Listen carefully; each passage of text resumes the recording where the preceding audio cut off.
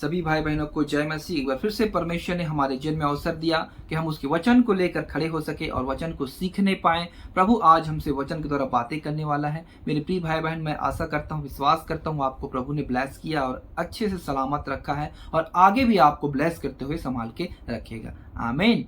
आज का विषय है, जैसा अंगीकार करोगे वैसा ही होगा आत्मिक जगत में। आत्मिक जगत में मेरे प्रियो, हम जैसे अंगीकार करते थे, यीशु मसीह ने भी हमसे कहा कि तुम्हारी बात हाँ की हाँ हो और नहीं की नहीं हो। हालेलुया। मतलब हमें जैसा हम अंगीकार करते हैं वैसे ही हमारे साथ होता है। ये आत्मिक जगत का सच्चाई है। पुराने समय में भी लोग ऐसा ही करते थे और परमेश्वर उनको ऐसा करने के लिए कहते थे। तो आइए प्रियो, हम इस विषय को सीखने वाले हैं। अब छोटी सी प्रार्थना तो फिर हम आगे बढ़ते हैं। पवित्र प्रेमी पिता परमेश्वर, तेरा धन्यवाद करते हैं सुंदर विषय के लिए। आपने हमारे जन्म में फिर से अवसर दिया। पिता, हमसे बोल और बातचीत कर। पवित्र आत्मा, आप ही हमारे टीचर, आप ही हमारे सिखाने वाले। वचन की भेद को, गहराई को और ज्ञान और समझ की आत्मा से हमें परिपूर्ण कर, ताकि वचन को आपको सुनने पाए और सीखने पाए। दुआ यीशु मसीह पवित्र नाम से मांगते, आमीन। आइए प्रियो, हम व्यवस्था विवरण 20 अध्याय उसके 10 और 11 वचन को पढ़ते हैं। जब तू किसी नगर से युद्ध करने को उसके निकट जाए तो पहले उससे संधि करने का समाचार दे, और यदि वह संधि करना स्वीकार करे और तेरे लिए अपने फाटक खोल दे, तब जितने उसमें हों वे सब तेरे अधीन होकर तेरे लिए बेगार करने वाले ठहरे। यहाँ पे परमेश्वर ने जब इस्राएली लोगों को युद्ध करने के लिए भेजता था, किसी दूसरे देश को लेने के लिए, तब वहां के लोगों को एक संदेश भेजना ऐसे कहता था। अगर उस संदेश को वो मानकर या अंगीकार कर ले, या आप सरेंडर करना चाहते हो या युद्ध करना चाहते हो, तो जब वो सरेंडर करना चाहेंगे तब अपने मुंह से अंगीकार करे। जो जो तुम करो बोलोगे उसको वो करेंगे। तुम उसको दास बनाना और गुलाम बनाना, और वे वैसे ही करते थे। अगर नहीं तो तुम उस युद्ध करना चाहेंगे तो तुम उससे युद्ध करना और सबको सत्यानाश कर देना। परमेश्वर ने ये वचन उनको कहा था और ये इस्राएली लोग वैसा ही करते थे। मतलब मेरे प्रियो, हम भी एक नए नियम के हैं, तो हमें भी परमेश्वर ने ऐसा ही वायदा दिया है। और आपने देखा होगा, यीशु मसीह को शैतान ने कितने बार उसके मुंह से कहने के लिए कहा था कि क्या करना, अंगीकार करना। क्या तू परमेश्वर का पुत्र है? यदि तू परमेश्वर का पुत्र है तो इस पत्थर को बोल दे रोटी बन जाए। तू परमेश्वर का पुत्र है तो यहाँ से कूद जा, तेरे को हाथों हाथ उठा लेगा। कितने बार परीक्षा करना चाहे, लेकिन प्रभु यीशु मसीह कभी भी अपने मुंह से अंगीकार नहीं किया कि मैं हूं ऐसा करके। हालेलुया। आइए हम आगे वचन में देखते हैं। यूहन्ना रचित सुसमाचार 10 अध्याय उसके 24 और 25। यहूदियों ने उसे आ घेरा और पूछा, तू हमारे मन को कब तक दुविधा में रखेगा? यदि तू मसीह है तो हमसे साफ साफ कह दे। यीशु ने उन्हें उत्तर दिया, मैं तुमसे कह दिया, पर तुम विश्वास करते ही नहीं। जो काम मैं अपने पिता के नाम से करता हूँ वे ही मेरे गवाह हैं। यहूदियों ने भी मेरे प्रियो बहुत बार यीशु मसीह के मुंह से सुनना चाहते थे कि हाँ मैं प्रभु हूं, ऐसा ऐसे करके, लेकिन यीशु मसीह कभी भी अपने मुंह से ये किसी को नहीं बताया। वो बस वो दृष्टांत के रूप में कहते थे। मतलब मेरे काम को देखकर तुम जानो, मुझे पहचानो, मैं ये करता हूँ, परमेश्वर ने मुझे भेजा है। लेकिन कभी भी वो मैं परमेश्वर का पुत्र हूँ ऐसा कभी भी नहीं बोला। इसके पीछे बहुत बड़ा राज है। इसके पीछे राज क्या है मेरे प्रियो?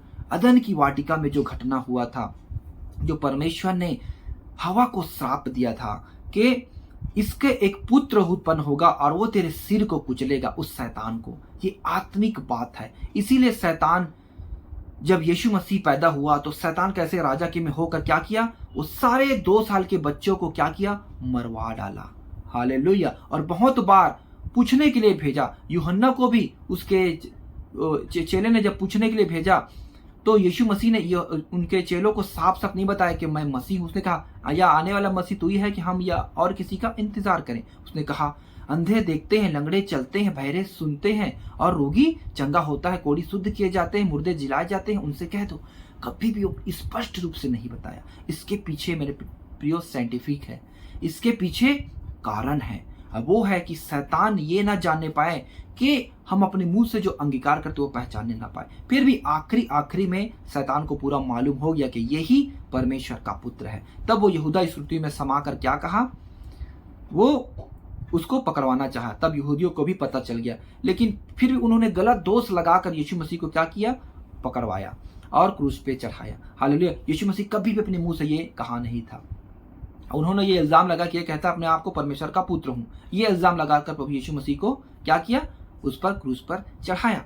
तो मेरे प्रियो, आत्मिक जगत में शैतान हमसे, हमारे मुंह से ये गलत बातें, गलत चीजों को क्या करना चाहता है, उगलवाना चाहता है, ताकि हम उसको, जैसे कि आप अपने जीवन में सोचेंगे मैं निराश हूं, मैं परेशान हूं, मैं बीमारी में हूं, मैं तकलीफ में हूं, ऐसा शैतान आपके मुंह से सुनना चाहता है, अंगीकार करवाना चाहता है, ताकि उसी बातों को लेकर वो क्या करे, आपको नर्वस करे, आपको परेशानी में डाले, आपको बीमारी में डाले। क्योंकि ये सब क्या है, उसके हथियार हैं, उसके शस्त्र हैं।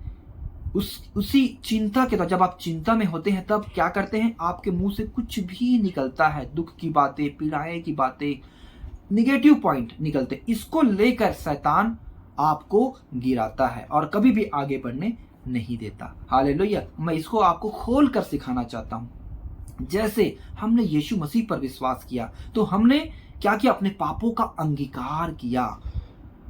हालेलुया। आइए हम उस विषय को, वचन को देखते हैं। रोमियो की किताब 10 अध्याय उसके 5 से 10। यहां पे पिछले समय में भी ऐसा ही रहता था, क्योंकि मूसा ने यह लिखा है कि जो मनुष्य उस धार्मिकता पर जो व्यवस्था से है चलता है वह उसी से जीवित रहेगा, परंतु जो धार्मिकता विश्वास से है वह यो कहती है, तू अपने मन में यह न कहना कि स्वर्ग पर कौन चढ़ेगा, अर्थात मसीह को उतार लाने के लिए, या अधोलोक में कौन उतरेगा, अर्थात मसीह को मरे हुए में से जिलाकर ऊपर लाने के लिए, परंतु वह क्या कहती है, यह कि वचन तेरे निकट है, तेरे मुंह में और तेरे मन में है। यह वही विश्वास का वचन है जो हम प्रचार करते हैं कि यदि तू अपने मुंह से यीशु को प्रभु जानकर अंगीकार करे और अपने मन से विश्वास करे कि परमेश्वर ने उसे मरे हुओं में से जिलाया, तो तू निश्चय उद्धार पाएगा। क्योंकि धार्मिकता के लिए मन से विश्वास किया जाता है और उद्धार के लिए मुंह से अंगीकार किया जाता है। हालेलुया। हमने विश्वास किया और अंगीकार किया, यीशु मसीह ही परमेश्वर का पुत्र जो हमारे पापों को लेकर सूली पे चढ़ गया, और वो ही परमेश्वर का पुत्र जो मुर्दों में से फिर से जिंदा हुआ। और पुराने समय में भी वचन में लिखा था, अगर तुम व्यवस्था को विश्वास करके मानोगे, उस पर चलोगे, तो तुम जीवित रहोगे। तो मेरे प्रियो, ये आत्मिक जगत में और इस जगत में भी बहुत बहुत कार्य करता है। इसलिए आप इसके विषय में बिल्कुल चौकस रहे, बिल्कुल आप चौकन्ना रहें कि हम अपने मुंह से क्या क्या बातें आप निकालते हैं, क्या क्या बोलते हैं। आप तो इस बातों से गंभीर नहीं हैं, लेकिन शैतान आपके बातों को सुनकर, आपके मन को, बातें को जानकर, वो इस आपको बातों में आपको फंसाना चाहता है। हालेलुया। इसीलिए यीशु मसीह ने एक बात कहा, मत्ती रचित सुसमाचार उसके 5 अध्याय 36 और 37, अपने सिर की भी शपथ न खाना, क्योंकि तू एक बाल को भी न उजला न काला कर सकता है, परंतु तुम्हारी बात हाँ ही हाँ या नहीं की नहीं हो, क्योंकि जो कुछ इससे अधिक होता है वह बुराई से होता है। यीशु मसीह कहता है तुम किसी की शपथ ना खाना, मतलब आप किसी बात में शपथ खाकर उसको मान लेते हैं, दृढ़ कर लेते हैं, तो मेरे प्रियो आपको उसको मजबूरन उसको करना ही पड़ता है। तो इसीलिए प्रभु कहा तुम कभी भी शपथ ना खाना, और तुम्हारी बात हाँ की हाँ अथवा नहीं की नहीं हो, इससे अधिक जो निकलता है वो बुराई से होता है। हालेलुया। इसलिए कभी भी आप रोए नहीं, कभी भी आपको जीवन में कुछ भी अपनी कमजोरी किसी को नहीं बताना, भल 4 दीवारी क्यों ना रहे, क्योंकि दीवार के भी कान होते हैं। क्योंकि वचन में लिखा है कोई भी बात अकारण ना बोलना, क्योंकि पक्षी उठाकर उसको लेकर चला जाएगा, ऐसा वचन में हम पढ़ते हैं। इसलिए मेरे प्रियो, आप वचन को बिल्कुल, जो कुछ भी आप अपने जीवन की परेशानी, दुख तकलीफ, कभी भी किसी से शेयर नहीं करना। शैतान सुनेगा और आपको उसी स्थिति में ला कर रखेगा और उससे आपका जीवन और बदतर होते जाएगा। इसलिए आप अच्छी चीजों का घोषणा करना, प्रभु ने मुझे ब्लेस किया, प्रभु ने मुझे आशीष दी है, प्रभु ने मुझको ऊपर लेकर जाएगा। क्योंकि आपके उस निगेटिव बात को लेकर शैतान क्या करता है, पकड़ के रखता है। नीति वचन 6:2, तो तू अपने ही मुंह के वचनों से फंसा और अपने ही मुंह की बातों से पकड़ा गया। मतलब किसी के प्रति हमें उत्तरदायी नहीं होना है। जैसे हम अपने ही बातों के लिए उत्तरदायी हो जाते हैं, जैसे मैं पीड़ा में हूँ, मैं आगे बढ़ नहीं पा रहा हूँ, मैं रोगी हूँ, मुझको सबने छोड़ दिया है, मैं बीमारी में हूँ, मैं दुख में हूँ, तो आप ऐसा करके आप करते अपनी बातों के द्वारा फंस गए हैं। और शैतान क्या है, इस बातों को देखते रहता है। हालेलुया। तो इसलिए मेरे प्रियो, आप बिल्कुल चौकन्ना रहें, बिल्कुल आप सचेत रहें इस बातों के विषय में। आप कभी भी आप घोषणा करते हैं, अपनी अच्छाइयों को करें। प्रभु ने मुझे वायदा दिया है, जैसे इब्राहिम को प्रभु ने कहा तुझे उस देश से लेकर आए, उस देश में पहुंचाऊंगा, तो वो क्या किया, उसी बातों को लेकर वो आगे बढ़ा। वो अपने निगेटिव पीछे की बातों को कभी भी याद नहीं किया। इसलिए प्रभु परमेश्वर ने इस्राएली लोगों को भी कहा था, तो मिस्र देश की ओर पीछे मुड़कर नहीं देखना, बिल्कुल नहीं देखना। हालेलुया, मैं तुम्हें कनान में लेकर जा रहा हूं, तुम अपना सोच विचार को नया करो। इसलिए हमारे सोच विचार को प्रभु ने क्या किया, नया किया। तो हमको क्या सोचना है, हमें अच्छे चीजों के बारे में सोचना है, हमेशा पॉजिटिव ही सोचना है, हमेशा आनंद खुशी। और प्रभु ने हमें अनंत जीवन में लेकर जा हमको संभाले रहेगा, वो हमें कभी अकेला नहीं छोड़ेगा। ऐसे हमारे मन में सोच विचार होनी चाहिए। तब शैतान क्या करेगा, इससे जलेस होगा और वो भाग जाएगा निराश होकर। हालेलुया। क्योंकि मेरे प्रिय वो इस ताक में रहता है, किसको फाड़ खाऊं। पहला पत्रस 5 अध्याय उसके 7 और 8, अपनी सारी चिंता उसी पर डाल दो क्योंकि उसको तुम्हारा ध्यान है। सचेत हो और जागते रहो क्योंकि तुम्हारा विरोधी शैतान गरजने वाले सिंह के समान इस खोज में रहता है कि किसको फाड़ खाए। हालेलुया। देखो, आपके जो बातें आपके जीवन में होती है वो सारी चिंता की वजह से होती है। आप अपने जीवन में चिंता करते हैं, चिंता कौन डालता है, शैतान डालता है।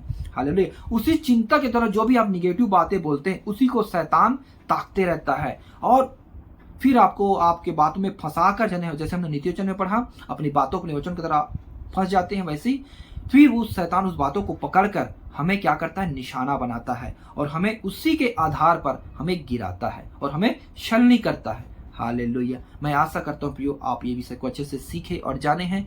प्रभु आपको ऊंचाइयों पे लेके जाना चाहता है। आप हमेशा पॉजिटिव सोचे, हमेशा आनंद के बारे में सोचे। तभी पौलुस कहता है हमेशा हर एक बात में धन्यवाद करो और हमेशा आनंदित रहो। मैं फिर से कहता हूँ, आनंदित रहो। और प्रभु यीशु मसीह भी कहता है संसार में तुम्हें क्लेश होगा, परंतु ठानस पर मैंने संसार को जीत लिया है। मेरा आनंद तुम में बना रहे। आमीन। मेरे प्रियो, इस वचन के लिए लाइक जरूर करें और चैनल में पहली बार सब्सक्राइब करें और इस वचन को हर एक भाई बहन तक शेयर जरूर करें। परमेश्वर के इस काम में अपना सहयोग जरूर प्रदान करें। आइए हम प्रेयर करते हैं। पवित्र सेनाओं के हो परमेश्वर, तेरा धन्यवाद करते हैं। सुंदर विषय को आपने हमें सिखाया कि हम जो अंगीकार करते हैं वैसे ही हमारे जीवन में होता है, चाहे भला हो चाहे बुरा हो। इसलिए प्रियता परमेश्वर, हमें आप सहायता और मदद करें ताकि हमारे जीवन से हर एक निगेटिव सोच दूर होने पाए और हमेशा हम पॉजिटिव सोचने पाए, हमेशा अच्छा सोचने पाए प्रभु जी। क्योंकि आपने हमसे वायदा किया है कि हाँ, आप हमें कभी नहीं छोड़ेंगे, कभी नहीं टांगेंगे। एक जन्माने वाली माता तो भूल सकती है परंतु तू हमें नहीं भूल सकता। हे पिता, आपके इस वचन के द्वारा हम विश्वास करते हैं, आगे बढ़ते हैं। ईश्वरी से दुआ यीशु मसीह पवित्र नाम से मांगते हैं, आमीन। सभी भाई बहनों को जय मसीह की। God bless you everyone.